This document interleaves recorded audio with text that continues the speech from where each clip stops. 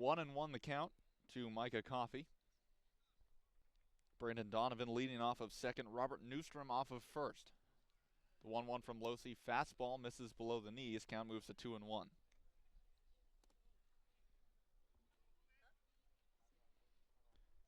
Left fielder Daniel Robinson waiting on deck for Hyannis. Losey looking into his catcher Schuler. Now comes set. Kicks in the 2-1. Fastball blew it right past him. In and out of the glove of Schuler, but it doesn't matter. Count even 2-2.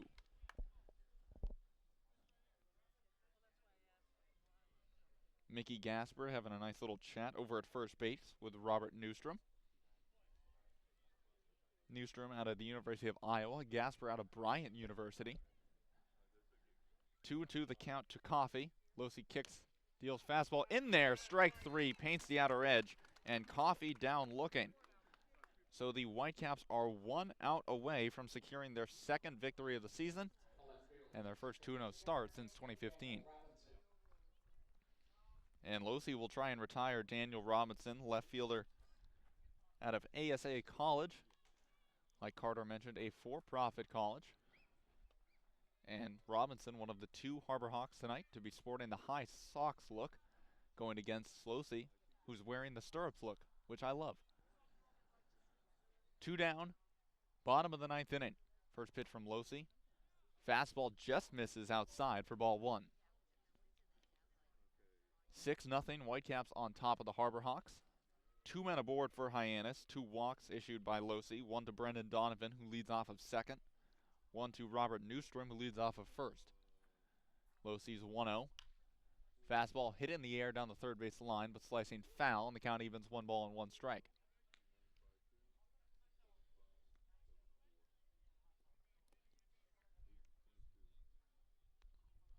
Home plate umpire brushing away some bugs. It's a chilly night here in Hyannis. Some bugs getting out. I know last night in Orleans, bugs got pretty unbearable by the end of that one. It is almost like a little bit of swampland around McKeon Park. As Losey deals a fastball, misses high and outside. Count moves to 2-1. This year, the Bulldogs went 25-32. So many Georgia players in this game, whether it be from the University of Georgia. I believe there's one from Georgia Tech. A couple from Mercer. State of Georgia well represented, as this one's roped back up the middle for a base hit. Charging is Walker. They're waving around Donovan. The throw in, it'll not be in time, cut off by Gasper, so the Harbor Hawks get on the board, and the score is now 6-1 on an RBI single by Daniel Robinson. So just like last night in Orleans, the Whitecaps go into 9th inning with a 6-0 lead and give up a run. The first baseman, number 25, Brant Stallings. Daniel Robinson once again with the RBI single. Robert Newstrom to second. Donovan around to score. And now it'll be Brant Stallings stepping into the box for the Harbor Hawks. Once again, Whitecaps 1 out away from moving to 2-0 on the young season. Right-handed hitting Stallings, 0 for 1 tonight. Popped out to the catcher back in the 8th inning. And takes a very hard fastball from Losey on the outer edge for strike 1. You could hear the pop of Pete Schuler's mitt from a mile away. Righty on righty matchup. Losey shaking off a couple signs, now gets what he wants. Kicks in the 0-1. Fastball misses down and away. Count evens 1 ball and 1 strike.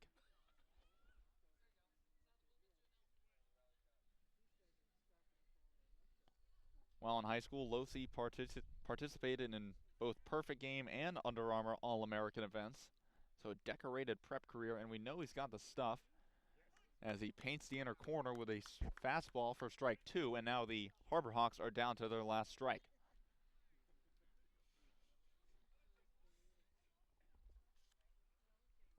Losey looking into Schuler. Now comes set. Kicks and deals. Breaking ball cut on and missed. Blocked in the dirt by Schuler. Throw on to first in time. And Losey strikes out Stallings, and that is your ball game. Whitecaps take this one 6-1 at McKeon Park. and they move to 2-0 on the season. Another victory for Coach Jamie Shevchik and the Brewster Whitecaps, almost identical to last night's victory over the Hyannis Harbor Hawks. Same score, same situation, going into the ninth inning, up 6-0, and then surrendering a run in the ninth. It'll be J.R. McDermott getting the win for Brewster.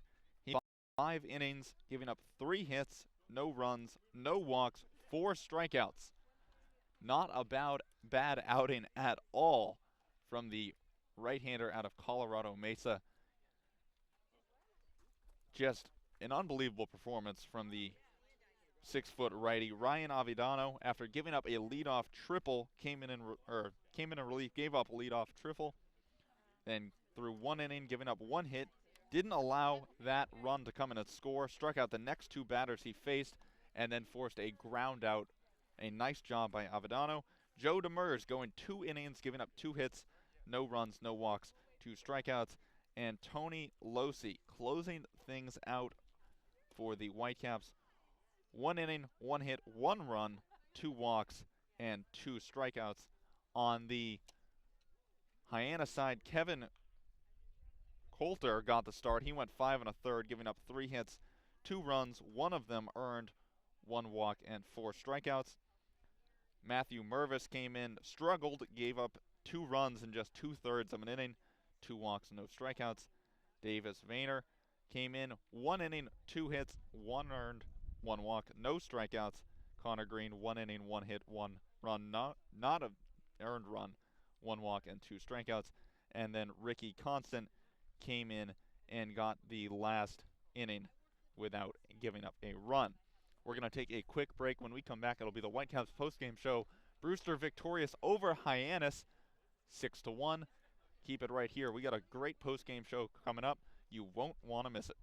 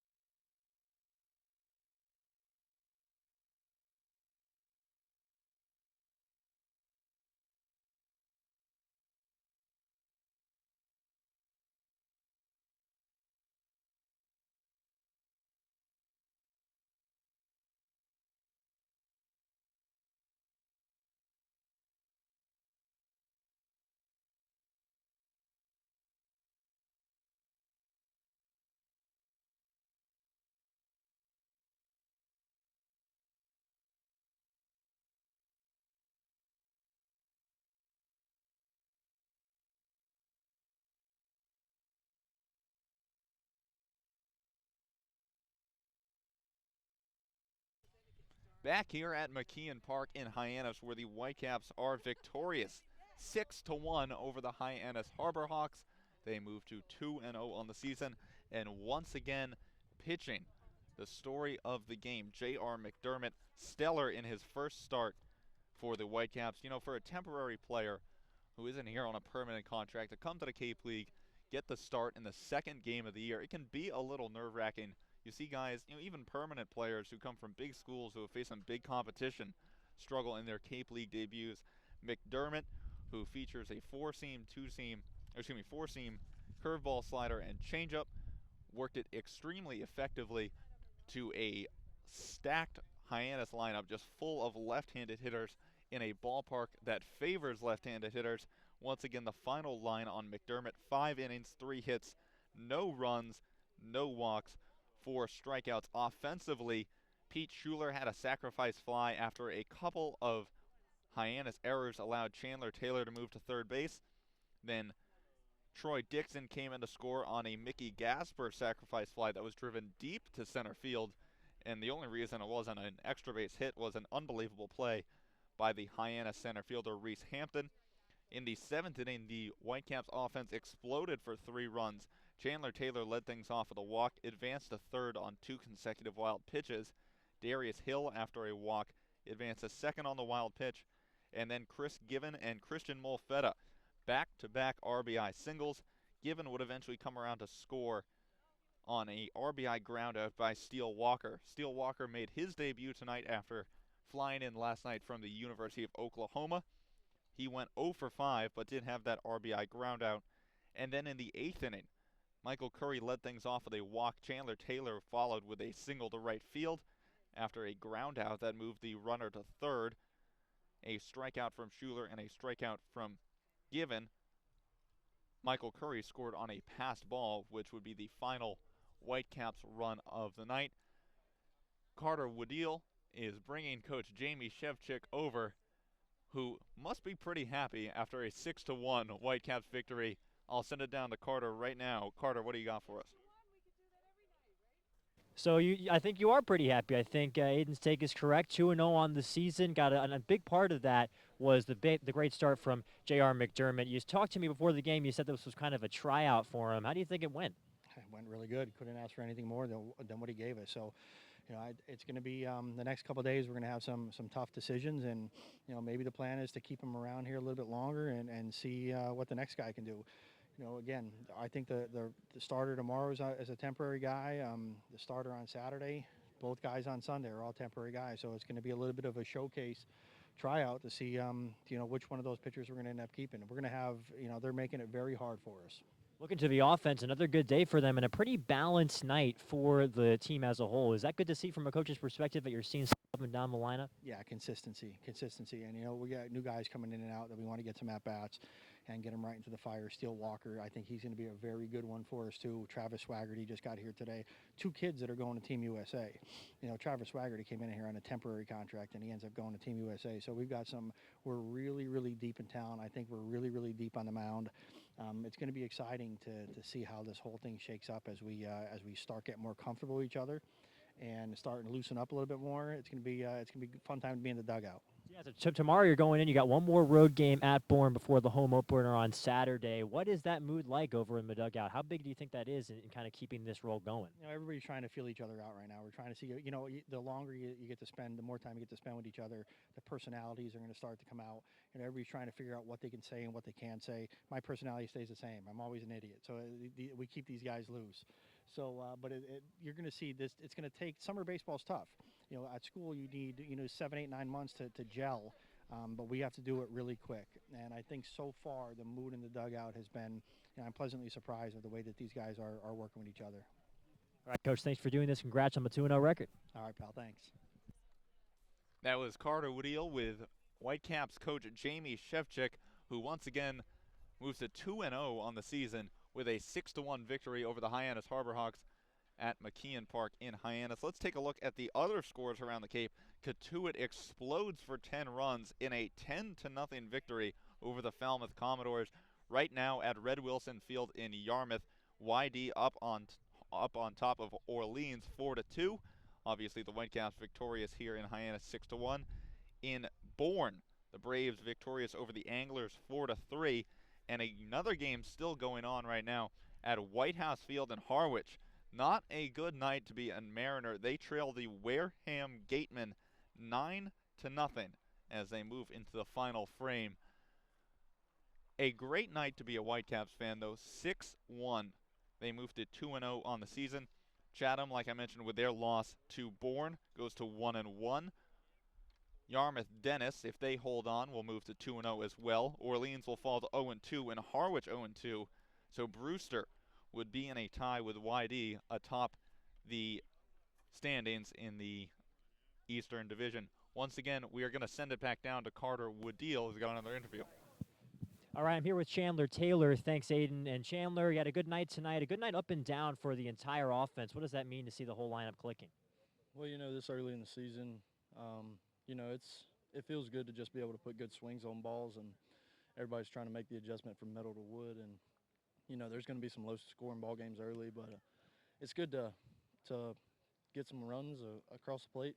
The first 2 games, and I was joking with the guys in the dugout that we may be leading the Cape in runs scored so far, and you know, low-scoring ball games are going to be pretty frequent early in the season. So when we can score runs, we're taking advantage of it, and we're putting good barrels on balls. When you ask your coach about the 2-0 record now, the thing he talks about is the mood in the dugout around this team. Are you feeling that? Because it sure feels loose out there from what we're seeing. Right. We're just trying to take a relaxed approach every day, and the only pressure that's in the game is the pressure we put on ourselves. So, keeping it loose in the dugout is just part of it, and I think the winning comes after that. That's got to be helpful with so many guys coming in and out as a team. Has that been something that you guys have been able to navigate? Yeah, absolutely. All the guys are cool, and when you're in the dugout with guys that are personable and you can get along with and you can talk to in the dugout about, just whatever. It doesn't have to be about baseball stuff, but as long as you're getting along with the guys that are on the team, even with the guys being in and out, it's big time to kind of help the morale of the team as far as going forward throughout the season. All right, thanks for doing this, Chandler. Congrats on the win. Thank you. That was Carter Woodeel with Whitecaps outfielder Chandler Taylor, who went 1 for 3 tonight with 2 runs scored and played some good defense out in right field. My question for Chandler, and I know he's got to get back on the team bus, so he's gone, but it's pretty self-explanatory. It is a chilly night tonight here in Hyannis. Chandler goes to the University of Alabama and is originally from Montgomery, Alabama. It's got to be a big difference coming up here to the Cape, playing in this chilly weather. I mean, I'm sure he's used to June in Alabama being a lot warmer than it is here on Cape Cod right now. McKeon Park, right near the water in Hyannis, just a few miles down from the Kennedy compound. Carter Woodeel back on the headset now. You're back in the booth. Carter, it was a pleasure tonight. It was a great game. I saw some of the guys in the dugout were kind of making some tongue-in-cheek references to losing the shutout again in the 9th inning. This time it was an earned run for Brewster, but this is good for the Whitecaps to have looking forward. I mean, it's tough. I loved what Coach Shevchik said when I was talking to him, just saying, summer ball's tough.